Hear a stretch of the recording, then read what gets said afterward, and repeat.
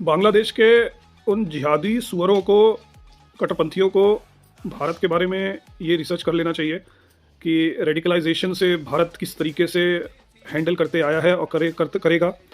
भविष्य में अगर इन सुअरों को लगता है कि वो भारत को डरा के नॉर्थ ईस्ट को अलग कर देंगे, तो ये शेर, भूखे शेर के मुंह में हाथ डालने जैसा है।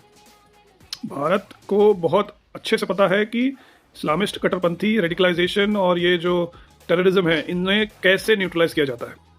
पूरे दुनिया में भारत ही एक ऐसा देश है जिसको महारत हासिल है। इतने जंग वो लड़ चुका है, इतने लोगों को वो एनकाउंटर कर चुका है, टेक्निकल तरीके से न्यूट्रलाइज कर चुका है। आप कश्मीर में देख सकते हैं, हिंदुस्तान पाकिस्तान बॉर्डर पे देख सकते हैं।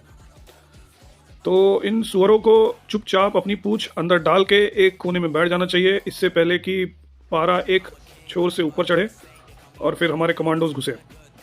वैसे अननोन गनमैन तो जलवा दिखा ही रहा है। जय हिंद।